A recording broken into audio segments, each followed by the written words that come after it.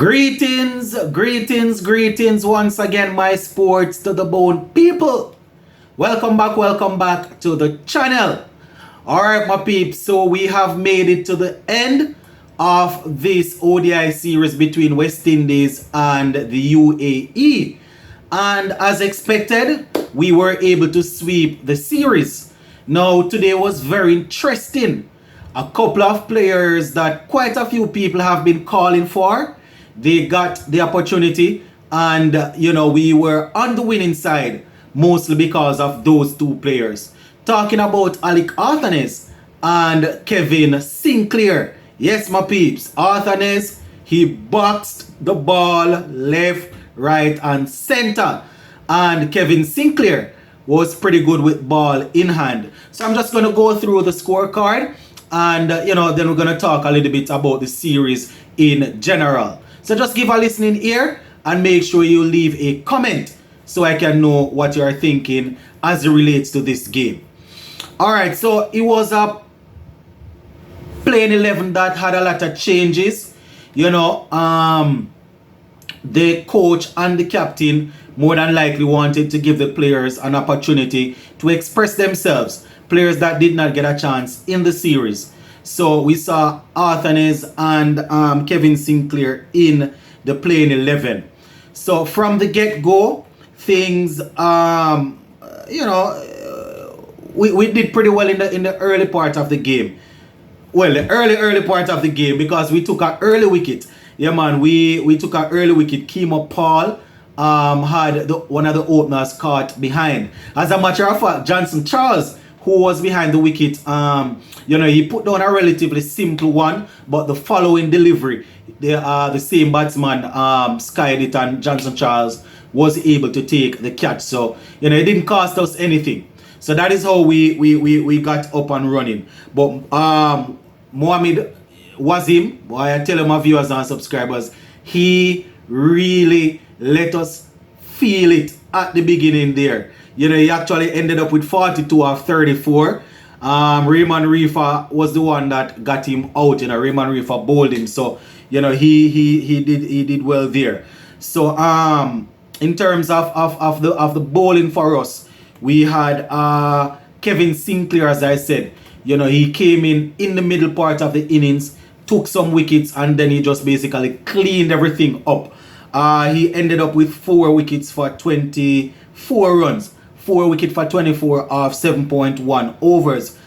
He was supported by Yannick Caraya, who took 2 for 34 from his 8 overs. Raymond Reefer and Kemo Paul, they both took a wicket apiece. So 184 is what we got them for. I was thinking that they were gonna get probably close to 230, 240 based on how they were batting. As I said, the captain was doing well, and Aravid, he made 70 off 75. So those two guys, they were there and they were holding the innings together. But after they fell, the other wickets came pretty cheaply, as I said. They were unable to figure out Kevin Sinclair. It was one flip after the nether. Flip.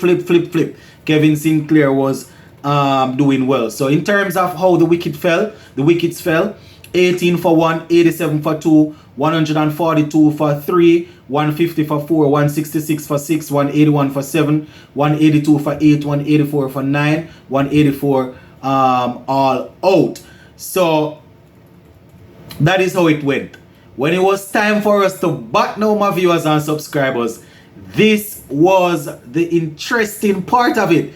We had Johnson Charles and Athanaze opening, and from the get-go, Athanaze decided that he was going to be on the front foot and he was going to press ahead of Johnson Charles.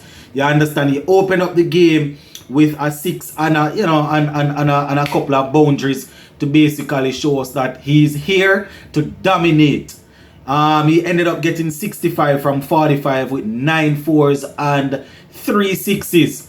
Played some excellent shots. He played an innings that was extremely good to watch. You understand? When you're chasing these sort of totals, you know, you always need somebody to go on and get close to a century, if not a century, to make sure there is no panic in the batting lineup. As I said, Johnson Charles fell early. He made 3 from 10. Wasn't his day to shine. But man, Alec Athanaze, he played some good shots. He had some sweep shots. You understand? Some nice straight drive, some shot through the covers.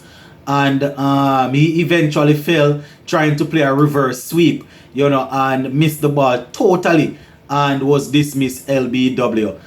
He actually equaled the record for the fastest half century on debut, you know. So Alec Athanaze there showing that he really means business. So, you know, finally the coach and the captain, you know, put Sinclair and Athanaze in, and they were able to lead us to victory.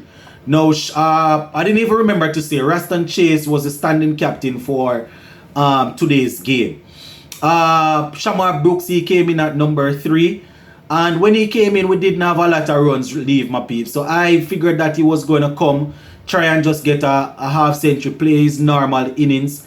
But, you know, it was one of those innings again where he got a start but was not able to go on and get a half century and basically close out the innings. So he ended up on 39 of 58. He made 39 of 58 with 2 fours in the mix there. So, you know, as I said, once again, getting a good start, but unable to push on. Casey Carty, he came, he made 20 from 31, and then he was dismissed. Raston Chase, you know, I was really planning to see how Raston Chase was going to go about the innings. So when we lost a couple of wickets and Raston Chase came in, I was like, I'm going to see if Raston Chase is not going to buckle down and play a captain's knock. And that is exactly what he did, my viewers and subscribers. Didn't call for anything spectacular. All he needed to do was to just settle down, and he made 27 from 32 and got us across the line. Hodge, he was stumped off the first delivery. Raymond Reefer made 15 from 30 before he fell to the short ball. And Kemo Paul remained not out on 2 of 4 deliveries. So, all in all, you know, not a bad day at the office. We won the game by 4 wickets, 89 deliveries to spare. It's really sad that we lost a couple of wickets in the back end there. Thought we were just going to cruise across the line. But, you know, it is what it is. They are playing competitive cricket, so things will happen. In terms of the bowling, I really like how the bowlers fought back in the back end there after the game was basically going away from us. So, you know, shout out to Sinclair and Yannick Correa and the other guys that were able to pull it back in the back end and, you know, was able to make sure that we got under 200 to chase. So just wanted to give you the roundup of the game. In another video, we will take a look at a few other things in terms of the series. Gonna leave it right there for now, my viewers and subscribers. Sports to the bone, keeping it informed. Big up.